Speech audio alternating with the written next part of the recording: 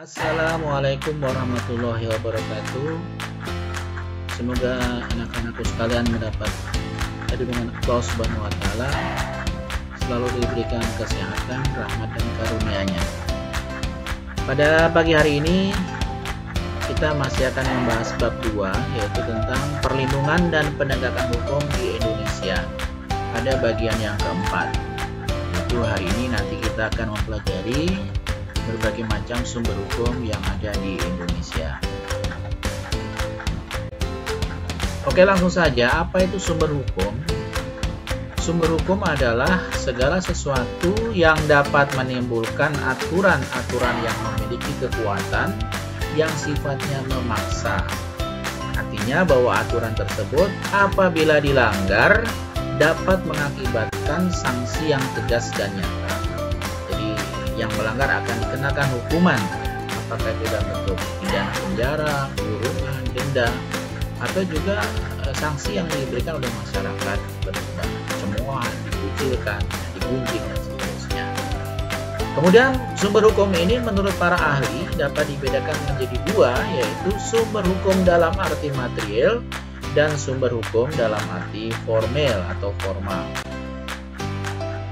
Sumber hukum dalam arti material adalah suatu keyakinan atau perasaan hukum individu dan pendapat umum yang menentukan isi daripada hukum itu sendiri. Jadi adanya keyakinan atau perasaan hukum individu ini sebagai anggota masyarakat serta adanya pendapat umumlah yang dijadikan sebagai faktor yang dapat mempengaruhi terhadap pembentukan hukum itu sendiri.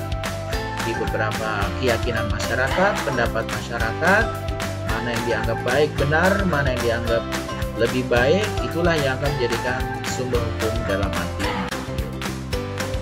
Kemudian yang kedua, sumber hukum dalam arti formal atau formel adalah suatu bentuk atau kenyataan tempat kita dapat menemukan hukum itu yang berlaku, hukum yang berlaku itu. Artinya bahwa hukum ini dibuat oleh pejabat-pejabat tertentu, ya, orang-orang yang sudah dipilih, ditunjuk oleh undang-undang untuk membuat suatu hukum.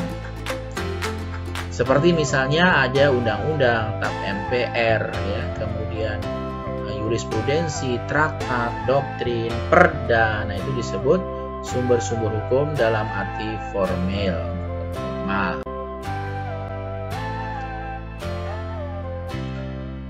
Ya, sumber hukum dalam arti formal atau formal tadi kita sudah sebutkan, yaitu pertama undang-undang, yang kedua ada kebiasaan atau custom, ya, ada kebiasaan setempat, kemudian jurisprudensi, dan yang berikutnya adalah traktat atau perjanjian, dan terakhir yang kelima adalah doktrin atau pendapat para ahli.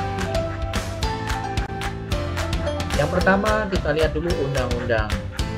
Undang-undang pun dibedakan atau dibagi menjadi dua macam pengertian, ya, yaitu undang-undang dalam arti formal dan undang-undang dalam arti material.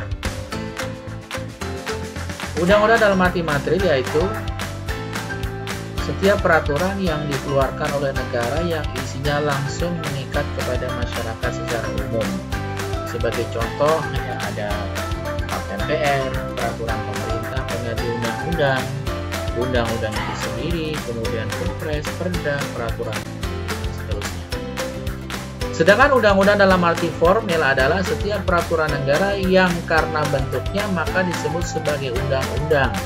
Dengan kata lain, setiap keputusan peraturan tersebut ada karena dilihat dari cara pembentukannya.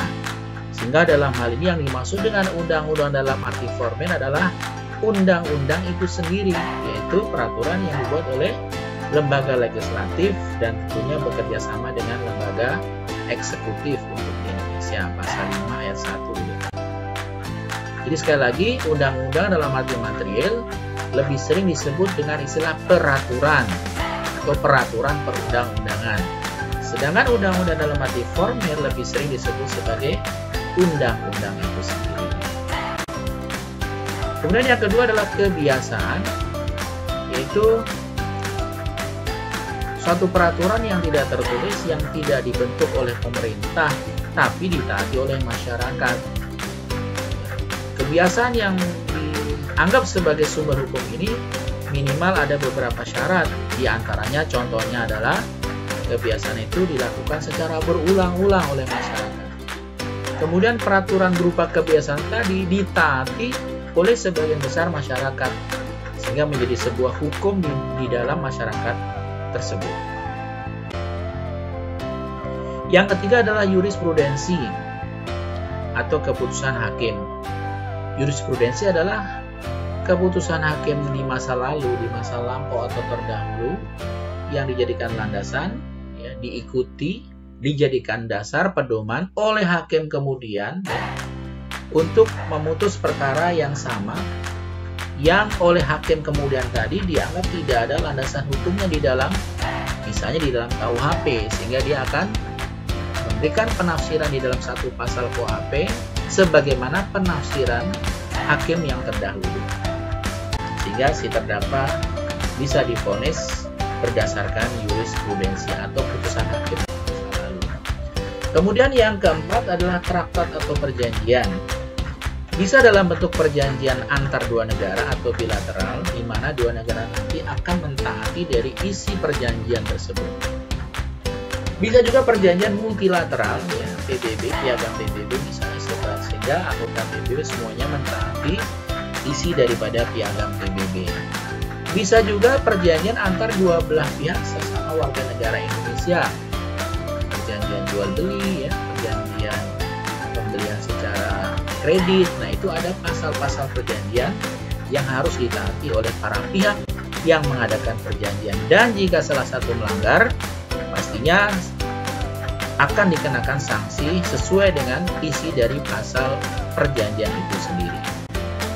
Dan yang terakhir, kelima adalah doktrin atau pendapat para ahli. Ini tidak semata-mata ahli hukum saja, ya, tetapi juga ahli kedokteran, ahli forensik, ahli kejiwaan, ahli bahasa.